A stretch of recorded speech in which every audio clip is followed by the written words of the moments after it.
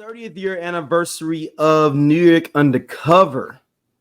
Yeah, I'm still trying to go to Natalie's. Hey, That's my dream, is to have a club like that. that's the club I want to go to. Yeah. Like that is the vibe. Go have a drink and listen to some music. Right. And just know, like, watching TV as a kid, the club experience of what you thought it was going to be versus what you experienced. Man, I thought I was gonna be like strictly business. And right. Either everybody is like literally the whole night. Everybody just kicking it, or you had that lounge effect. So you had that Natalie's, or you had what's the place I'm thinking of? Like on Love Jones, I was gonna say Nipsey's on Martin. Yeah, like exactly. Like, or even like on Love Jones, like being able to sit there and, you know, it might be somebody might be on the mic, but get you some wings, a little drink, and chill out. And that's what I thought that my club experience was going to be. It's happened. I've seen it in certain spots, but that's essentially what I want it always to be. I want that, just everybody just laid back and chilling. And with New York Undercover, Escape, there's an episode with Escape on there, and they're singing the fuck is the song? All This Love. And I remember, like, I'll always remember that. And like, I just couldn't wait until New York Undercover was streaming somewhere so I could watch that episode. And now that I say that, it's like, you still ain't even done that. So I need to write that. I need to make a note for myself. That was probably like the first like drama that I got into from the beginning. So what it reminds me of was like, so Thursday nights when it would come on. So my stepdad, when he would come home from work on Thursdays, he would stop at London and Sons, and we would get the first funny thing is, so we'd always get the chicken, rice, and gravy. I didn't even know that London and Sons had the ketchup and hot sauce one. I had no idea that existed until like they made their big comeback. But either way, so but that was just always that memory of like him going to bring that home, and I got my biscuits, and I'm sitting in front of the TV at 8:00, and I'm watching 8 or 9 o'clock and watching New York Undercover. Like that's that kept me up on fashion. Because Torres and Williams, they was always fly to me, man. I was like, damn, they got the hockey jersey. I wear everything they wear but boots.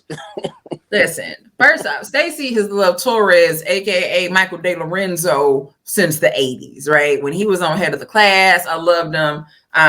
Eventually, I realized that he was in the Beat It video, but like but it's one of those like watching Head of the Class and being like, he looks so familiar, but I couldn't figure out where I knew him from. And then eventually seeing Beat It again and being like, oh snap, this dude a whole dancer. But let's see, according to Rock the Bells, celebration of the 30th anniversary, of New York Undercover, the cast is on a tour with former musical guests of the show. So that's going to be dope though. Like, again, I would love to see who would pop up. So Malik Yoba put on an IG post that we're going on tour as a cast with musical guests from the show to celebrate with you. He said, we were the little ghetto show that could. There was never a poster, t-shirt, or billboard. We never appeared on any talk show as a cast at that time. When we traveled to affiliates across the country, you'd see other Fox shows like Beverly Hills 90210 and Party of Five line the hallways, but you never see us. So even though we were number one in Black and Latino households, we weren't seen as mainstream fare. But two fun facts. So one, it was the first police drama to star two people of color in a starring role. And then of course Thursday night, it capped Thursday night's Black television lineup, which was Martin and Living Single. Yeah. So Thursday nights was lit. Yeah. Then when that go off, watch some reruns of Mama's Family and go to sleep. Listen, keep going. So that's exactly what the plan was. That was your Thursday night. Yeah, but with New York Undercover, they was just always fly to me. That's why I looked at them. Of course, Martin and Fresh Prince. But yeah. But I don't know. It seemed like they had that real, like that grown man shit. Like that definitely there was a level of grown man because even when Martin, not to they say wore the Martin, jerseys and right, I'm saying not to say that Martin dressed young, but Martin dressed for the culture essentially, right? So Martin dressed like a 20-something-year-old black dude. Mm-hmm. Like that's just that, and which again, nothing wrong with that. That's just how he dressed. But New York Undercover, there was a level of fly. That was it was just a different level of fly. I was so into it. I ain't gonna lie, that was the only time I used to hate on Ice-T when he killed Williams' fiance. I was like, oh, this nigga dirty. Get his ass. Bruh. And then what was Junior? What was his son? Yeah. Yeah, you see the co-parenting situation with a black man. You ain't never seen that on TV. Never seen that shit. Like you see, you got the little son G, and he in a private school. Like me and your mama busting our ass, send you to school. What's that? I enjoyed hearing you all say that as I was cleaning up some of the water that was going on over here, and I'm going to bring in some extra facts about one of my favorite dramas. I heard everything you all were saying. Yeah, those are all great points. I think that they can reboot this at a high level for real and do like an 8-9 episode. I thought they were. Were they? I thought they were. It got rejected. That pilot got rejected. Oh, are they had a pilot for it? Yeah, because Fox has first rights to it, and they rejected it. Okay. And don't forget that was the Blackety Black Night that all came on. Yeah, we just said that. Like that was that was Martin Living Single, and then New York Undercover. New York Undercover. Yeah, I always think that it went down when my man Torres got killed. That's when it fell off. And they tried to bring in, no disrespect, rest in peace to Tommy from Mikhail Ford, Tommy from Martin as well. Right. When they brought him in as the captain and they tried to switch it up and try to make it like this kind of like, and it's funny, Dick Wolf was like using that as a kind of training ground. I feel like it's almost feel like it was SVU or Law and Order. Yeah. Like how he wanted like a set to kind of be this mixed group of guys or women and ladies doing some stuff to get some stuff done. It might have led to SVU because Law and Order was already on. Yeah, but I'm so because Homicide: Life in the Streets, and then Law and Order were already on, so that might have that might have led him to, or also being like, you know what, I'm done with Fox. I bet you a bitch fuck with NBC from now on. And I ain't never going back to no Fox. I ain't never going back, and he ain't been back. Like, but as Ice-T said, them Dick Wolf checks cash. Like they all go through. Part of me wants Ice-T's character on there was one of the best villains in TV history to me. Yeah. Danny Freed. I don't even like even the things that you're just talking about now. I'm like, did I watch it that long? Because there's a part I think about like 97. No, it was off 98. 98 I wasn't watching TV as much because I was working. Yeah, because it was only. I did not watch the last season. 4 seasons. 4 seasons. Yeah. No. Hold on. So you got first season just Torres and Malik Yoba. Second season they brought on they brought the girl. Yeah. Right. But keep in mind she was on the first season too in the Santeria episode as another character, random character, like a person that was in that one. And then third season is when Torres and her got married. Fourth season, I mean, at the end of that third season, he gets killed. His fourth season is when they went out the trip. And I've only seen maybe 1 or 2 episodes in that season. For the fourth season. I kind of stopped watching it after Torres. But they had a lot of episodes, though. He's doing 20-some episodes a season. Then they brought the white dude. That was in third season. That was in the third.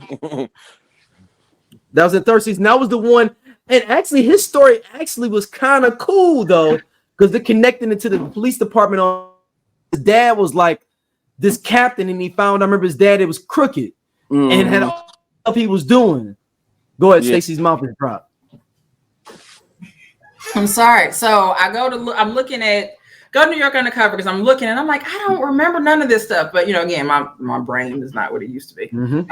And like I said, by 97, I was working. So I was in the evenings, I pretty much wasn't watching TV anymore because I'd be at work. But July 23rd, 96, the day shooting was supposed to begin on the third season. Lead actors Malik Yoba and Michael De Lorenzo didn't show up, having joined together in presenting a list of demands to creator-producer Dick Wolf. Both actors wanted their pay increase. De Lorenzo stated that the duo were making $40,000 each per episode, and they wanted $100,000 each per episode. They also wanted more creative input, with De Lorenzo in particular wanting to direct a few episodes. They wanted a gym, trailers for the stars, and better food to be provided on set. After receiving their demands, Dick Wolf declined and said that New York Undercover was not Friends. And so if you know that during when Friends was at its peak, Friends, they all joined together and said we want $1 million per episode, and they got it. Right? They got it. And they got it. But again, that was all of them, because it's that's one of them situations of you can't fire all of us. So and then what show on Fox would get $1 million an episode? Nigga. So look, yo, they had 26 episodes a season. Like, just give me my 200 grand, 100 grand episode. I think the extra was like, I need a gym. We need you can do push-ups in your trailer. Right. But hold on. So Wolf was irate, calling the demands of the actors joining together to hold a show in limbo a virus to the entertainment industry, and he threatened to write both Yoba and De Lorenzo out of the show altogether. A day after the holdout, Universal Television, which was the production company of the show, filed a $1.2 million lawsuit against De Lorenzo and Yoba, claiming that the two had breached their contract and claimed that they were costing the show $60,000 each day they didn't show up for work. After 3 days, the holdout ended and the two actors returned back to set with their demands unmet and continued the terms of their original contract. However, tensions lingered between De Lorenzo and executive producer Wolf, and towards the end of season 3, De Lorenzo's character, Detective Eddie Torres, was killed in a car explosion. Mm-hmm. Yoba was retained on the show for its 4th and final season. And that was real dirty work that they made him end up dating his girl and stuff. That was dirty work. Yeah. That was dirty work. Yeah, I didn't like that, man. That was dirty work, man. Mm-hmm. You can't do that, man. Like, I'm gonna mess with my homies. Oh man, come on, man. We can't do that. Bruh. That is very interesting. Okay, before we go to our last segment, Stacey, before we get into how would a reboot go for this as we wrap this up for New York Undercover in today's time? Like, how could we set it up? Well, we could say Michael De Lorenzo faked his death for some reason. Like, that's gotta happen, right? Yeah, they do it on Power. So. Yeah, I mean, I did something. I had to fake my death or whatever. He faked his death. He was living down in Virginia for a minute. Yeah. Got connected to the plug, and he's back. Now, do you make him show back up and Malik Yoba is with his ex-wife, or do you make people say that on it and they were acting like they were together, but she was Michael De Lorenzo, Torres? How? I don't know. I gotta go back and binge it though. I haven't watched it. Like I said, the things that we're talking about, I don't like. I definitely remember Detective Nina. I remember her character on the show. So we know I at least made it to season 2. Like, you don't remember when the white guy came in? I don't remember. I literally I remember the Irish white cop. I think it's that Irish time, white but cop. I just do not remember. Make it on. Mm-hmm. So I'm gonna rewatch one day. Hey, this cool ass Scott from the I Love 90s Music Podcast. Hit that subscribe button right now. Like it. on the SOLC Network. You finna get all the real deal on the 90s, the 2000s, and the splash of that 80s. Do it right now, man, and I'll be your friend.